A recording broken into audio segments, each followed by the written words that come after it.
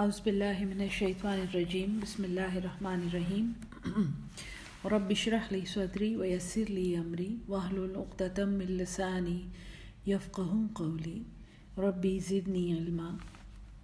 بسم اللہ الرحمن الرحیم، سورہ الفاتحہ۔ اور میں نے آپ کو کہا تھا کہ یہاں پہ آپ کو نوٹس لینے ہیں۔ بہتر ہے کہ اگر آپ کے سامنے کوئی نوٹ بک ہو اور ایک پین پینسل ہو جس میں آپ کچھ باتیں نوٹ کر سکیں جو آپ کو سوچنے پہ مجبور کرتی ہیں، کیونکہ سورہ الفاتحہ ہمیں یاد ہے اور ہم ہر نماز میں یہ پڑھتے ہیں، لیکن کیا کبھی آپ نے یہ سوچا ہے کہ سورہ الفاتحہ ایک تو اتنی VIP سورت ہے کہ اللہ نے ہر نماز میں اسے پڑھنا فرض بنا دیا ہے، اور پھر کیا ہم اس پہ غور کرتے ہیں کبھی؟ مطلب اس سورت میں اللہ ہمیں کیا کہہ رہا ہے؟ آخر اس سورت میں ایسی کیا بات ہے کہ اسے اللہ میاں نے نماز کا ایک لازمی جز بنا دیا ہے، اور اللہ یہ چاہتا ہے کہ ہم اسے دن میں ایک بار نہیں بار بار مکمل توجہ اور فوکس کے ساتھ پڑھیں۔ تو امید ہے کہ کچھ نہ کچھ میں آپ کو آئیڈیا دے دوں گی۔ میں خود بھی کوئی بڑی فوکسڈ نماز پڑھنے والی نہیں ہوں، ایک کمزور انسان ہوں، لیکن الفاتحہ کو اگر آپ دیکھیں کہ اس سے قرآن شروع ہوتا ہے اور الحمدللہ جیسے کلمے سے یہ شروع ہوئی ہے، تو اللہ قرآن کو شکر اور معرفت کے اس کلمے سے شروع کر کے، یعنی کہ اللہ کا شکر الحمدللہ اور معرفت اللہ کی تعریف اور اس کو پہچاننے کا ایک ذریعہ، تو اس کلمے سے شروع کر کے اگلے ہی لفظ میں ہمیں یہ بتاتا ہے کہ ہم کس کی معرفت حاصل کر رہے ہیں، آخر ہم کس کا شکر ادا کر رہے ہیں۔ الحمدللہ جب ہم کہتے ہیں تو الحمد تو میں نے آپ کو کل ڈیٹیل میں سمجھانے کی کوشش کی تھی۔ للہ کا مطلب ہے صرف اللہ ہی کے لیے، ایکسکلوسیولی فار اللہ، اور اللہ جو ہے یہ اللہ کا ذاتی نام ہے۔ اللہ کے دو ذاتی نام ہیں، ایک اللہ ہے اور ایک الرحمن۔ یہ ایسے نام ہیں جو عبد کے بغیر کسی انسان کو دینے جائز نہیں ہے، جیسے ہم کسی کا بچے کا نام اللہ یا نہیں رکھ سکتے یا رحمان نہیں رکھ سکتے، عبداللہ یا عبد الرحمن رکھنا ہوگا۔ باقی نام جو ہیں اللہ کے وہ گو کے عبد کے ساتھ ہونے چاہیے، لیکن وہ ویسے بھی رکھے جا سکتے ہیں یا پکارے جا سکتے ہیں۔ تو اللہ کا جو یہ ذاتی نام ہے، اس سے اللہ، اور پھر الہ، ٹھیک ہے جی۔ الہ کا مطلب ہے معبود۔ عربی میں، سریانی میں، اردو میں، جتنی بھی پرانی زبانیں ہیں اس میں اللہ کا نام الہی یا الہا یا معبود ہی کے مطلب رکھنے والے الفاظ ہیں۔ تو الہ کا مطلب ہے وہ خاص معبود، وہ فائنل معبود جو سارے دنیاوی معبودوں کے بعد آتا ہے۔ دنیا میں ہم جتنا بھی کسی کے پیچھے بھاگیں، جتنا بھی کسی سے سفارش کریں، جتنا بھی کسی کی خوش آمد کریں، یہ ہمیں اچھی طرح معلوم ہے، یہ ہماری روح میں یہ بات ودیت ہے کہ قبولیت اور ایک امر کا ہونا اور ایک کام کا ہونا جو ہے وہ اللہ کے سوا کوئی بھی نہیں کر سکتا، یہ ہمیں معلوم ہے۔ لوگ جب یہ کوششیں کر بھی رہے ہوتے ہیں تو وہ یہی کہتے ہیں کہ جی اللہ سے دعا کریں کہ ہمارا یہ کام ہو جائے۔ تو اللہ ہمیں اگلی آیت میں یہ بتاتا ہے کہ آخر آپ کس کی معرفت حاصل کر رہے ہیں۔ اگلا لفظ ہے رب، را با با، رب یہ اس کا روٹ ہے، اس روٹ میں سے رب نکلا ہوا ہے، اور اس کا لغوی مطلب ہے پالنے والا، پرورش کرنے والا، پالنہار، پروردگار، یعنی یہ وہ ہستی ہے جو ہمیں نیست سے ہست کرتی ہے۔ ہم مٹی کے ذروں میں سے نکلتے ہیں، کوئی کاربن، کوئی نائٹروجن، کوئی ایسی چیز، اور پھر اس سے زندہ خلیے بنتے ہیں جو جس کو ماں کے پیٹ میں حفاظت سے رکھنے کا انتظام ایک ذات نے کیا ہے جو رب ہے۔ اور یہ جنین، یہ چند سیل، یہ خلیے جب بچہ بنتے ہیں تو اس کے جسم کے ہر خلیے کی ساخت اور اس کا کام اسی ہستی نے بنائے ہیں۔ اس بچے کو پیدا کرنا، اس کو حفاظت سے پروان چڑھانا، جوان کرنا، بوڑھا کرنے والی ہستی جو ہے، اور اللہ تو وہ ذات ہے جو ان بوڑھوں اور جوانوں اور بچوں کی موت کا وقت جس نے مقرر کیا ہے، جو ان کی روح لے لیتا ہے، اور ایک وقت مقرر پر یہ روح اس میں واپس بھی آ جائے گی، اور پھر اس روح سے اور اس انسان سے اور اس مخلوق سے سارا حساب لینے والی ہستی جو ہے وہ رب ہے۔ تو اس کی ربوبیت کا تو ہم اندازہ ہی نہیں لگا سکتے۔ میں نے تو صرف آپ کو انسان کی مثال دی ہے، لاکھوں کروڑوں مخلوق جو اس نے کریٹ کی ہے، جو اس نے تخلیق کی ہے، ان کی پرورش کا بھی انتظام اس نے کیا ہوا ہے۔ یہ وہ رب ہے، ربوبیت اس کی وہ کوالٹی ہے جو اس کو ظاہر کرتی ہے۔ اور رب کوئی معمولی صفت نہیں ہے۔ قرآن میں اللہ کے نام کے بعد اگلا نام رب کا آیا ہے۔ ربوبیت اس ذات کی صفت ہے جو اللہ ہے، اور پرورش صرف وہی ذات کر سکتی ہے جو آل ان آل ہو، جس کا مکمل اختیار ہو اور جس کی ہم مکمل ملکیت ہوں۔ اور سب سے اہم بات یہ ہے کہ پرورش وہ ذات کر سکتی ہے جو مکمل طور پہ ایک چیز کو جانتی ہے۔ جب تک وہ اس چیز کا سٹرکچر اور اس کا فنکشن، اس کا کام، اس کا عمل، اس کا ارادہ، اس کی سوچ، اس کی ہر ایک تکنیکی ایبلٹی جو ہے اور تکنیکی پیچیدگی جو ہے، جب تک یہ ذات وہ نہیں جانے گی، وہ پرورش کیسے کرے گا؟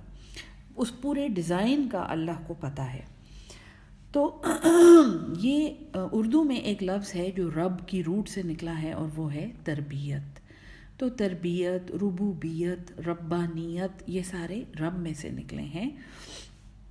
اور اس رب کی صفت بتانے کے بعد اللہ ہمیں یہ بھی بتاتا ہے کہ کس کا رب، یعنی الحمدللہ رب العالمین، تمام جہانوں کا رب۔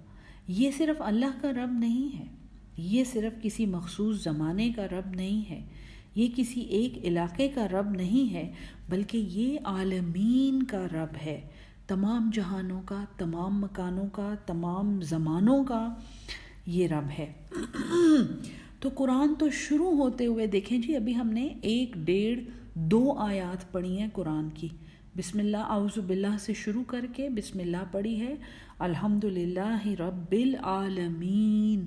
اس عالمین پہ آ کر آپ سوچیں، اس تخلیق کی وسعت کا اور اس کی گہرائی کا ایک اندازہ لگائیں نماز میں، تو یقین کریں انسان تھوڑی دیر نماز میں رک جاتا ہے، کیونکہ ہم سوچ بھی نہیں سکتے کہ وہ وسعت، اس کی تخلیق کی جو وسعت ہے اور اس کی جو رنگا رنگی ہے اور اس کی جو گہرائی ہے، وہ عریض اور بسیط کائنات جس کا وہ اللہ مالک ہے، ہم اس کے سامنے کھڑے ہوئے ہیں، اور ہم اس کے سامنے اس کی ربانیت کا اور اس کی الوہیت کا اعتراف کر رہے ہیں اور شکر کر رہے ہیں، الحمدللہ رب العالمین، کہ اے اللہ، اے ہمارے رب جو تمام جہانوں کا اور تمام مکانوں کا رب ہے، اس نے ہمیں یہ موقع دیا ہے کہ ہم اس کے سامنے کھڑے ہوں، کہ ہم اس کے سامنے نماز پڑھیں۔ قرآن شروع ہوتے ہی انسان کو غور و فکر کرنے کی ایک ایسی دعوت ہے جو 1000 سال کی تحقیق کے بعد بھی آج بھی انسان کے علم میں پوری طرح نہیں آئی ہے، کیونکہ عالمین جو ہے یہ زمان و مکان تو بڑی چھوٹی سی ایک بات میں آپ کو بتا رہی ہوں، عالمین تو تخلیق کی کوئی انتہا نہیں ہے جو ہمارے عقل کے دائرے میں نہیں آ سکتا، وہ چیز نہیں آ سکتی۔ لیکن تھوڑا سا آپ کو غور کرنے کی میں آپ کو دعوت دے رہی ہوں کہ کیا آپ کو زمان و مکان کی طبیعاتی تھیری کا علم ہے؟ یعنی اسپیس ٹائم کی جو فزکس کی تھیریز ہیں، طبیعات فزکس کو کہتے ہیں، تو اسپیس ٹائم کے بارے میں جو تھیریز ہیں ان میں ابھی آپ یہ سمجھیں کہ تحقیق سال ہاں سال سے ہو رہی ہے، بلکہ 100 سال سے بھی زیادہ ہو گئے ہیں۔ آئنسٹائن اس فیلڈ کا بادشاہ ہے، اور اس کے بعد بھی اسٹیفن ہاکنگ ایسے سائنسدان گزرے ہیں جو اسپیس ٹائم کنٹینیوم پہ زمان و مکان کی اس تھیری پہ ریسرچ کر رہے ہیں۔ کیا آپ یہ جانتے ہیں کہ صرف یہ ایک لمحہ جس میں یہاں میں بیٹھی ہوئی اس فون میں آپ سے بات کر رہی ہوں، صرف اس لمحے کو ذہن میں لائیں۔ اس لمحے میں ایک جگہ پہ بیٹھ کے ایک انسٹرومنٹ میں، ایک آلے میں آپ سے بات کر رہی ہوں، صرف اس ایک لمحے کی بھی لاکھوں کروڑوں کاپیز موجود ہیں اس کائنات میں۔ لاکھوں کروڑوں ایسے لمحات ہیں جس میں بیٹھ کے آپ سے بات کر رہی ہوں، اور ہر لمحے کی ایک اپنی خصوصیت ہے، اس کا ایک اپنا رنگ ہے. اس کو ملٹی ورس کہتے ہیں. جیسے ہم یونیورس کہتے ہیں نا کہ یہ یونیورس کائنات کو انگلش میں کہتے ہیں، لیکن یونیورس کی تھیری جو ہے اس کو فزکس نے چیلنج کیا ہے کہ صرف اس ایک لمحے کی بھی جی لاکھوں کروڑوں کاپیاں ہوتی ہیں، جس کو ملٹی ورس کہتے ہیں. تو یہ تو میں نے آپ کو صرف اس ایک لمحے کی تفصیل بتائی ہے جس میں ہم اور آپ پائے جاتے ہیں. ذرا سوچیں ان ان گنت ممکنہ جہانوں کے بارے میں، اور ان مکانوں کے بارے میں، اور ان لمحوں کے بارے میں جن کا احاطہ اللہ رب العالمین نے کیا ہوا ہے، اور وہ اللہ کے کنٹرول میں ہیں، اور وہ اللہ کی تخلیق ہیں. تو ایک لمحے کے لیے صرف یہ سوچیں کہ جب میں ہاتھ باندھ کے اللہ کے سامنے کھڑی ہوئی ہوں تو صرف اس ایک لمحے کی کتنی کاپیز ہیں. ہمیں اپنی تخلیق کی وسعت سے مسحور اور حیرت زدہ کرنے کے بعد اللہ وہ وجہ بتاتا ہے، اللہ اس راز سے پردہ اٹھاتا ہے جو ایک معبود حقیقی، ایک سچا الہ جو عبادت کے لائق ہے، جس کی کوئی زبردستی نہیں ہے، جس کے ساتھ ہمارا کوئی لالچ نہیں ہے، جس کی ہم کوئی خوشامد نہیں کر رہے ہیں، لیکن وہ ایک ایسا حقیقی معبود ہے جو عبادت جس کی عبادت ہونی چاہیے. عقل بھی یہی کہتی ہے اور روح بھی یہی کہتی ہے. اور ایک یکتا پروردگار، یعنی ایک ایسا پروردگار جس جیسی پرورش کوئی بھی نہیں کر سکتا، تو وہ کوالٹی صرف اسی میں پائی جاتی ہے. اور وہ راز بڑے چھوٹے چھوٹے 2 الفاظ میں اللہ نے بتایا ہے. ہم جب کہتے ہیں الحمدللہ رب العالمین الرحمن الرحیم، یہ وہ رب العالمین ہے، یہ وہ یکتا پروردگار ہے، یہ وہ معبود حقیقی ہے جو زمان و مکان پہ ٹوٹلی جس کا اختیار ہے. اور کیوں؟ وہ کون سی صفت ہے اس کی صفتیں تو بہت زیادہ ہیں، لیکن آخر وہ کون سی صفت ہے جو اس کو ایک معبود حقیقی بناتی ہے، جو شکر کے لائق ہے، جو معرفت جس کی ہمیں حاصل ہونی چاہیے، اور جو پرورش کا ذمہ دار ہے؟ کون؟ آخر وہ کیا کوالٹی ہے جو اس میں پائی جاتی ہے؟ وہ رحم کی کوالٹی ہے. تو اللہ نے اپنی الوہیت اور اپنی ربوبیت کے بعد جس کوالٹی کا ذکر کیا ہے، اور جس کوالٹی کا اعتراف جس صفت کا اعتراف ہم ہر نماز میں کرتے ہیں، وہ اللہ کا رحم ہے.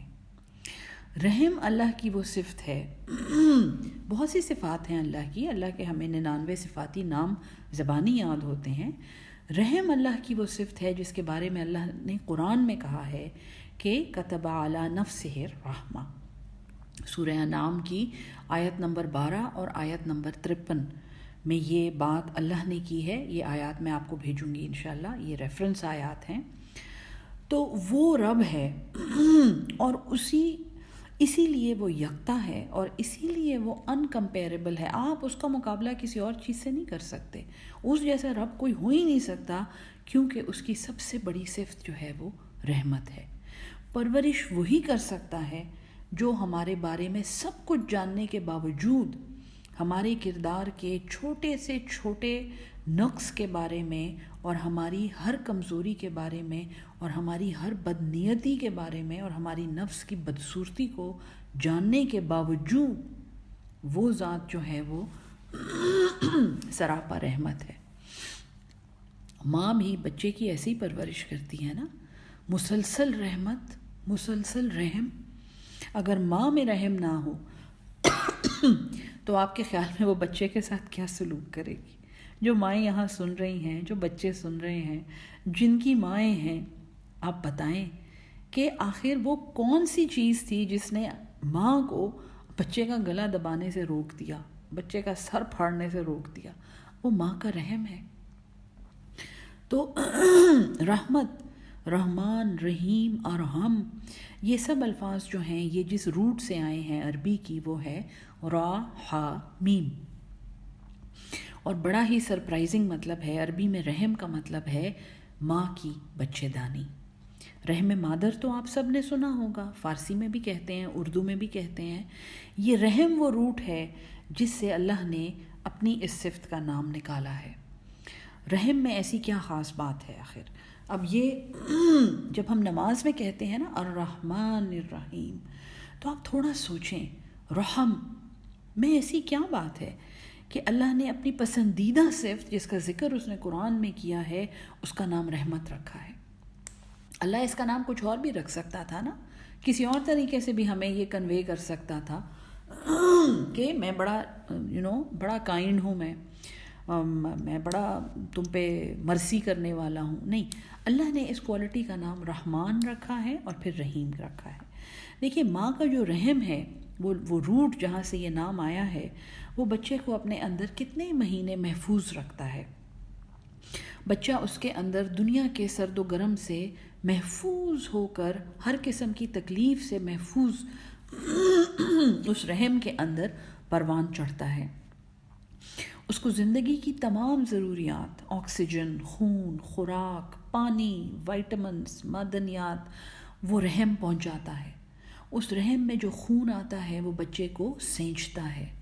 ماں اپنا خون، اپنی خوراک جو ہے اس رحم کے ذریعے بچے تک پہنچاتی ہے کہ اس کی نشو و نما ہو۔ اس بچے کی غلاظت جو ہے وہ رحم خود صاف کرتا ہے۔ اس رحم میں جو خون کی نالیاں ہیں وہ غلاظت کو چوس کے بچے کے اندر سے نقصان دہ چیزیں نکال دیتی ہیں اور ماں کے خون میں واپس بھیج دیتی ہیں کہ وہ اس کے گردوں میں سے خارج ہو جائے۔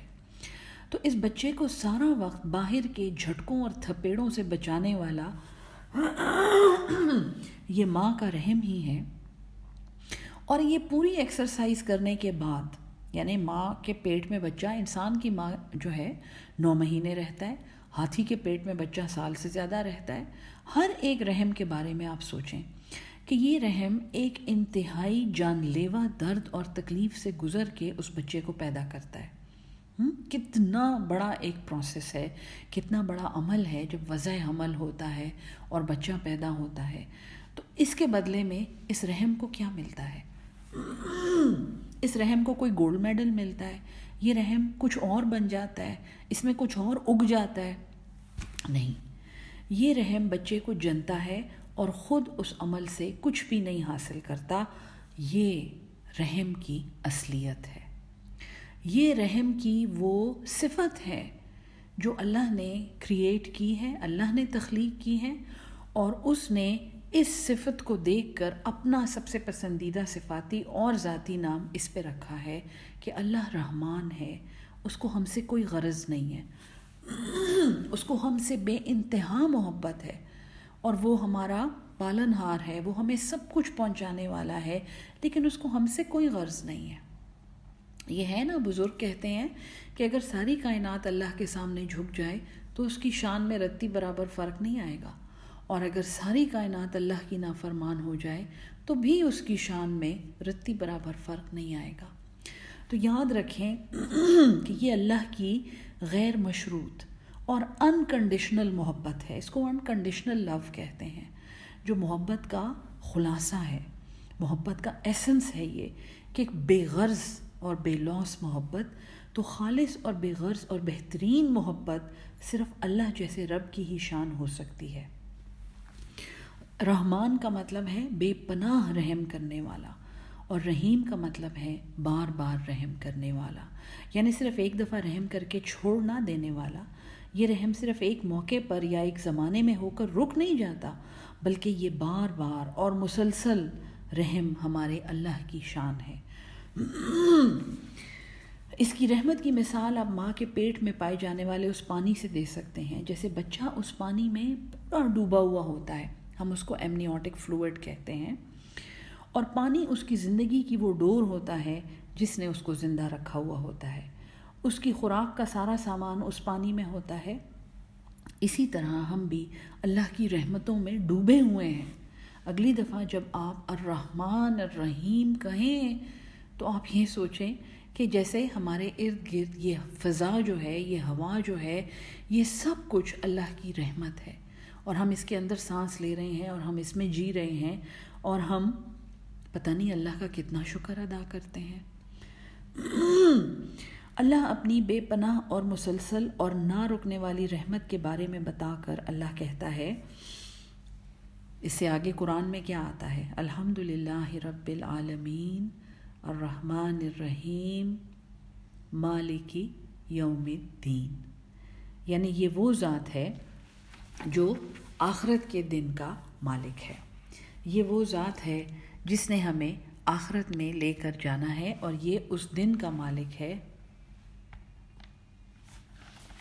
جو جس دن سارے بدلے دے دیے جائیں گے۔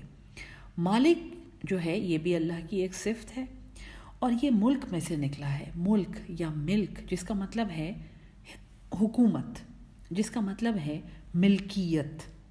اب تھوڑا سا ملکیت پہ آپ سوچیں، ہم کہتے ہیں نا یہ چیز میری ملکیت ہے، جس چیز کے بارے میں اگر ہم یہ کہہ دیں کہ یہ میری ملکیت ہے، آپ نے کبھی سوچا ہے کہ پھر ہم کسی کا تھوڑا سا بھی عمل دخل اس میں برداشت کرتے ہیں؟ ہم کسی کو یہ موقع دیتے ہیں کہ وہ اس میں کوئی عمل دخل کرے؟ تو یہاں اللہ ہمیں یہ بتا رہا ہے کہ وہ الہ جس کے سامنے تم نماز پڑھ رہے ہو، وہ الہ، وہ اللہ جس کے نام سے تم نے یہ نماز شروع کی ہے، الحمدللہ کہا ہے، پھر تم نے الحمدللہ رب العالمین کہا ہے، تم نے اس کی ربوبیت کا اعتراف کیا ہے، تم نے یہ اعتراف کیا ہے کہ وہ تمہاری پرورش موت تک کرنے والا اور اس کے بعد بھی تمہاری نشو و نما کرنے والی ذات ہے۔ یہ وہ ذات ہے جو بے پناہ رحم کرتا ہے اور بار بار رحم کرتا ہے، اس نے تمہاری مکمل پرورش اور تربیت کا ذمہ لیا ہوا ہے۔ یہ وہ اللہ ہے جو سب سے زیادہ تم پر رحمت کرنے والا ہے۔ یاد رکھو کہ تم اسی کی ملکیت ہو اور وہی تمہارا مالک ہے۔ کبھی آپ نے یہ سوچا ہے کہ ہم کتنی آسانی سے کہتے ہیں، دن میں کتنی بار کہتے ہیں اللہ مالک ہے، ہاں جی اللہ مالک ہے، بس جی اللہ مالک ہے، اور پھر ہم اپنی مرضی اور اپنے نفس کے کہنے میں آ جاتے ہیں۔ اللہ مالک ہے تو وہ ہر امر کا مالک ہے، وہ ہر ذرے کا مالک ہے۔ اگر ہم کہتے ہیں اللہ مالک ہے تو اس کا مطلب یہ ہے کہ ہماری ہر حاجت اللہ پوری کرنے والا ہے۔ ہم نے اللہ مالک ہے کہہ کر جھوٹی سفارشوں کے پیچھے نہیں جانا، غلط لوگوں کو رشوتیں دے کر اپنے کام نہیں کروانے۔ ہم نے یہ کہہ کر کہ اللہ مالک ہے پھر جھوٹ نہیں بولنا، یہ کہہ کر کہ اللہ مالک ہے ہم نے کسی کا حق نہیں مارنا۔ کیوں؟ کیونکہ اللہ مالک ہے۔ ہر نماز میں ہم یہ کہہ رہے ہیں مالک، اور پھر اللہ کی رحمت دیکھیں کہ اس نے سورہ فاتحہ چونکہ اختصار کا بھی بہترین نمونہ ہے، یعنی کم از کم الفاظ میں اللہ تعالیٰ نے پورا قرآن سمو کے آپ کو سمجھا دیا ہے کہ مالک یوم الدین، اللہ مالک ہے اس دن کا جس دن بدلے دیے جائیں گے۔ اللہ ہمیں یہ سمجھا رہا ہے کہ مالک تو میں ہر امر کا ہوں اور ہر چیز کا ہوں، اور میں بے پناہ رحم کرنے والا ہوں۔ یاد رکھو کہ میں اس دن کا مالک ہوں جس دن تمہارے ہر کام کا تمہیں بدلہ دیا جائے گا۔ کامیابی کا ایک بہت بڑا اصول جو مشرقی اور مغربی مفکرین سب بتاتے ہیں، اور ان میں سر فہرست میں آپ کو بتاؤں اسٹیفن کوی ہیں، جنہوں نے 7 habits of highly effective people لکھی ہے کہ 7 پر اثر لوگوں کی 7 عادات، بہت مشہور کتاب ہے، اگر آپ کے پاس نہیں ہے تو خرید لیں، ضرور پڑھیں، بچوں کو پڑھائیں، بہت ہی ضروری کتاب ہے، اور اس کے اوپر ہم لوگ ایک پوری سیریز کر چکے ہیں۔ اس میں ایک اصول ہے جو آئی تھنک اس کا بالکل پہلا ہی ایک اصول ہے کہ انتہا کو ذہن میں رکھ کر ابتدا کرنا، begin with the end in mind۔ ایک کام جب آپ شروع کرتے ہیں نا تو آپ پہلے سے اس کا رزلٹ سوچ لیتے ہیں۔ ایک کام جب آپ کرنے کا ارادہ کرتے ہیں تو آپ کو یہ پتہ ہوتا ہے کہ یہ کام میں کس نتیجے کے لیے کر رہا ہوں۔ جب امتحان آ رہا ہوتا ہے تو ہم نتیجے کو ذہن میں رکھ کے پڑھتے ہیں نا، ہیں؟ قرآن کا ایک بہت بڑا حصہ جو ہے وہ اس اینڈ کے لیے ہمیں تیار کرتا ہے جو ہم سب کے لیے اللہ نے لکھا ہوا ہے۔ دنیاوی موت سے لے کر آخرت، اور پھر بعث بعد الموت، یعنی موت کے بعد اٹھنا جو ہے، اور پھر اس کے بعد کا حساب کتاب، قرآن کا ایک بہت بڑا مضمون ہے۔ یہ مالک یوم الدین جو ہے نا، آپ یہ سمجھیں کہ اس میں قرآن کے کم از کم 6 سپارے سموئے ہوئے ہیں۔ جب آپ کہتے ہیں نا مالک یوم الدین، تو یہ بات اللہ نے ہمیں 6-7 پاروں میں، آخری پاروں میں یہ بات اللہ نے سمجھائی ہے کہ آخرت کیا چیز ہے۔ وہ کون سی آخرت ہے جو یوم الدین تم کہتے رہتے ہو نا میرے سامنے، نماز میں کھڑے ہو کے کہتے ہو اے اللہ تو مالک ہے اس دن کا جو جزا و سزا کا دن ہے۔ یہ وہ دن ہے جس کے بارے میں قرآن نے ہمیں صاف صاف بتایا ہے کہ اس دن صرف وہی کامیاب ہے جو من اتی بقلب سلیم، سورہ ابراہیم میں ہے، جو آیا ایک سالم دل کے ساتھ، جس نے اس دل کی حفاظت کی اور اس پہ میل نہیں آنے دیا اور اسے صاف رکھا۔ اور یہ پوری چیز ہم پیوریفیکیشن آف دا ہارٹس میں الحمدللہ پچھلے رمضان میں بہت ڈیٹیل میں پڑھ چکے ہیں۔ یہ بھی اللہ کا ایک بہت بڑا فضل تھا، آپ سب دوستوں کی مہربانی اور آپ کی محبت اور آپ کی دعا کہ ہم نے پیوریفیکیشن آف دا ہارٹ جیسی نظم پچھلے رمضان میں پوری کی ہے، جس کے اوپر اللہ کا وعدہ ہے کہ جو قلب سلیم کے ساتھ میرے پاس آیا ہے، جو ایک خالص اور خوبصورت دل کو، جیسا دل میں نے اس کو دیا تھا جو وہ لے کے میرے پاس آیا ہے، میں اس کی بخشش کا وعدہ کرتا ہوں۔ تو یہ وہ دن ہے جس کے بارے میں قرآن نے ہمیں یہ بتایا ہے، اور یہ وہ دن ہے جس کے بارے میں سورہ الفرقان میں ہے کہ جب جہنم کھولی جائے گی اور جب اس کی باگیں کھینچنے والے فرشتے سامنے آئیں گے تو اس وقت لوگ جو ہیں، جو خطا کار لوگ ہیں، وہ موت کو پکاریں گے، اور یہ فرشتے ان کو کہیں گے کہ اب ایک موت کو نہیں، اب کئی موتوں کو پکارو، کیونکہ اس دن موت کو بھی ختم کر دیا جائے گا۔ کیونکہ وہ ایک ابدی دن ہے۔ اس دن یہ جو ہمارا زمانے کا کانسیپٹ ہے نا، صبح ہو گئی، رات ہو گئی، شام ہو گئی، دن ہو گیا، آج دن بدل گیا، تاریخ بدل گئی، اگلا ہفتہ، پچھلا ہفتہ، اگلا سال، اگلے 2 سال، یہ چیز ختم ہو جائے گی، جس کو انگلش میں ایٹرنٹی کہتے ہیں اور جس کو اردو میں ابد کہتے ہیں۔ وہ سلسلہ شروع ہو جائے گا۔ یہ جو اسپیس ٹائم کا کنٹینیوم ہے نا، زمان و مکان کا جو یہ تعلق ہے، یہ ختم ہو جائے گا اور زمانہ رک جائے گا، وقت ختم ہو جائے گا۔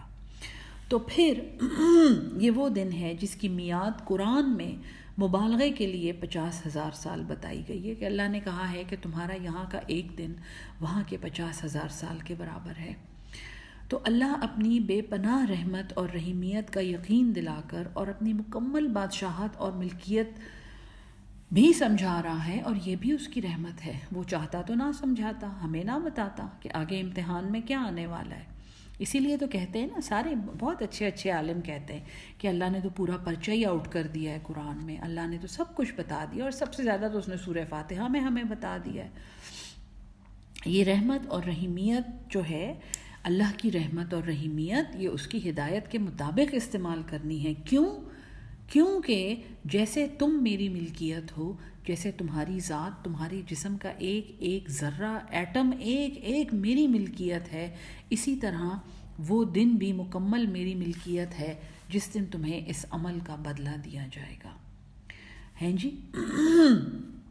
یاد رکھو، ہر عمل اللہ کے مکمل دائرہ اختیار میں ہے۔ کیوں؟ اللہ کیا کہتا ہے؟ کیونکہ آخر میں آنا تو میرے پاس ہی ہے۔ اگر سوچا جائے تو نتیجہ ہمیشہ استاد کے ہاتھ میں ہوتا ہے۔ سارا سال چاہے ہم پڑھیں یا نہ پڑھیں، امتحان کے بعد سارا اختیار اللہ ہی کا اور یا استاد ہی کا ہوتا ہے۔ مختار کل وہی ہو سکتا ہے جس کے ہاتھ میں ہر ایک امر کی انتہا ہوتی ہے۔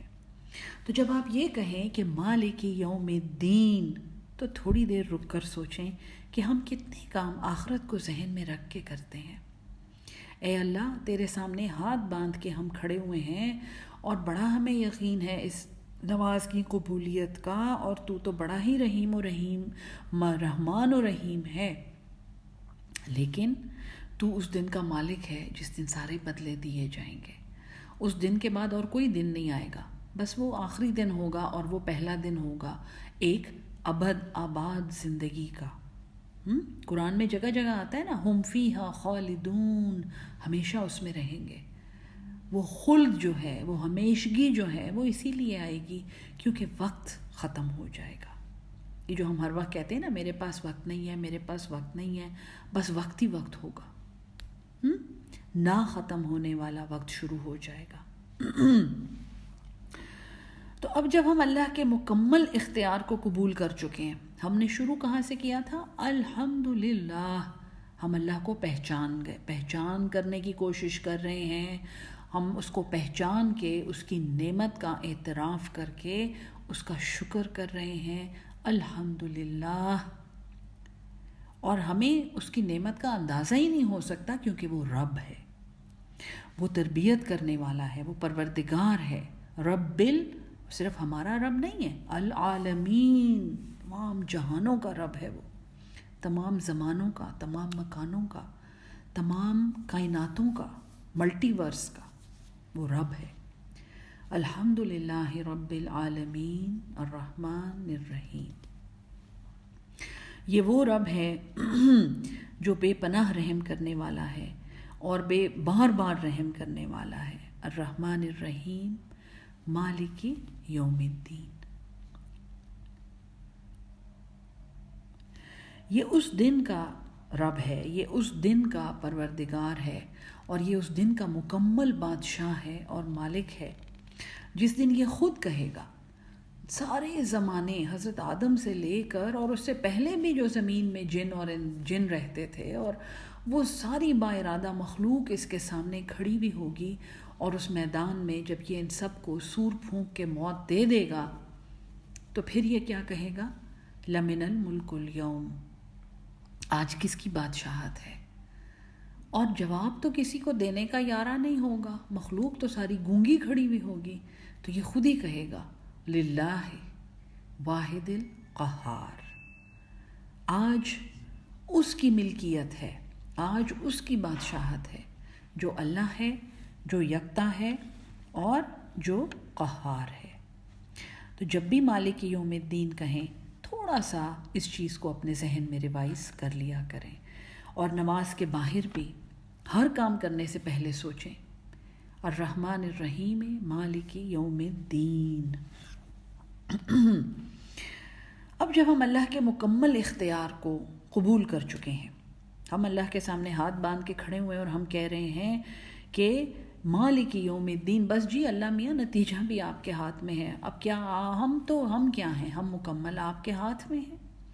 تو ہم اللہ کو کہتے ہیں، اللہ کے سامنے مناجات کرتے ہیں، ہم اللہ سے بڑی عاجزی سے اور بڑی انکساری سے اور بڑی ہی یعنی کہ کمزور محسوس کرتے ہوئے ہم اللہ سے ایک دعا کرتے ہیں، اللہ سے ہم ایک درخواست کرتے ہیں، ایاک نعبد، اے اللہ ایاک نعبد۔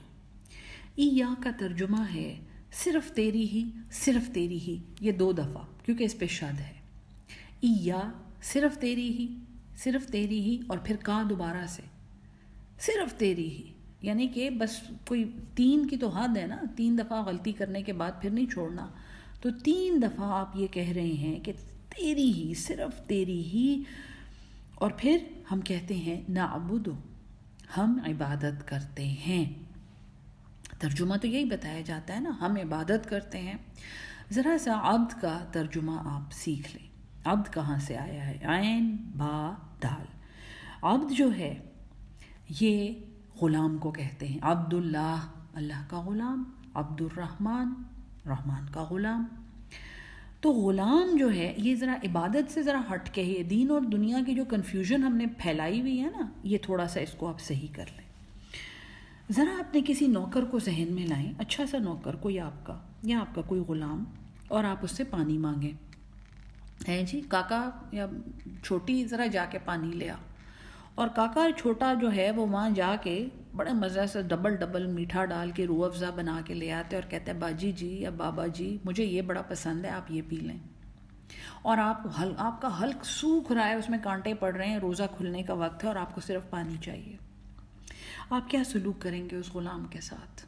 اس کو کیا کہیں گے؟ چھوٹے کو یا کاکی کو یا چھوٹو کو آپ کیا کہیں گے اس وقت؟ ہیں جی، یعنی آپ نے پانی مانگا اور اس نے جا کے اپنی مرضی سے ایک چیز بنا کے لا کے دے دی اور کہا کہ یہ اچھا ہے، یہ لے لیں، اے اللہ ہم تیرے غلام ہیں.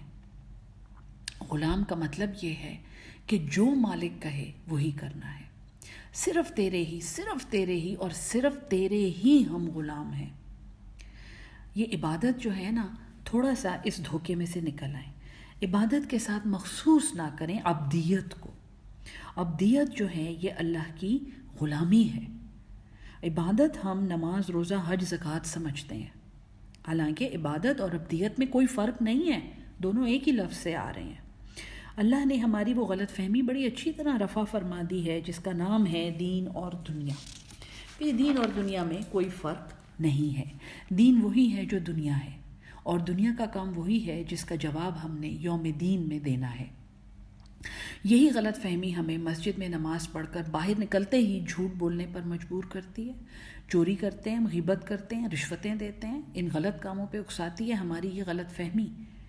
یہی غلط فہمی ان ڈاکٹروں کو ہوتی ہے جو جمعے کے دن مریض کو تکلیف میں چھوڑ کر 1 گھنٹہ پہلے جمعے کی تیاری کے لیے تشریف لے جاتے ہیں، یا بلکہ ڈیوٹی کو چھوڑ کے شب جمعہ پہ تشریف لے جاتے ہیں.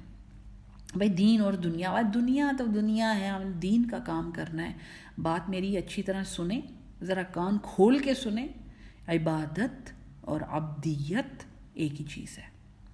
اگر عبدیت میں آپ نے ڈنڈی ماری ہے، آپ کی عبادت خراب ہے. عبادت خراب کر رہے ہیں، عبدیت خراب ہے. پلیز یہ غلط فہمی دور کر لیں. آج کا سبق یہاں پہ رکے گا، یہ یہاں پہ رک جائے گا. باقی کا سبق کل ہے، باقی کا سبق بعد والے سیشن میں ہے. یہ اس سوچ کے ساتھ میں آپ کو چھوڑ کے جا رہی ہوں کہ یہی غلط فہمی ہمیں روزے میں سارا دن بے سد سلائے رکھتی ہے. یاد رکھیں، میں اللہ کی عبادت کے وقت ہی صرف میں اس کی غلام نہیں ہوں، بلکہ ہم سارا وقت اللہ کے غلام ہیں. صرف اللہ کے غلام. ہم کسی وقت میں، کسی لمحے میں اس کے حکم سے اور اس کی ملکیت سے باہر نہیں ہیں.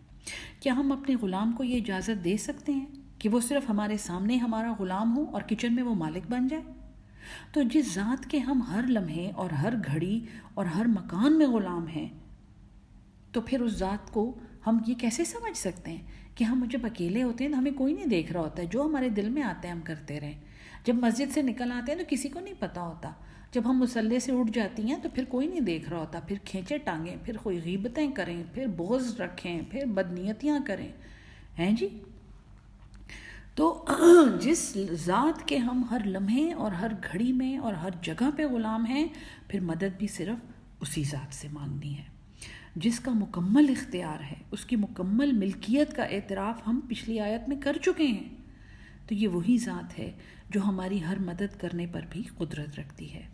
اسی لیے ایاک نعبد کے بعد ہم کیا کہتے ہیں؟ وَإِيَّاكَ نَسْتَعِينُ. اور یہ اگلے سیشن میں انشاءاللہ میں آپ کو کلیئر کروں گی.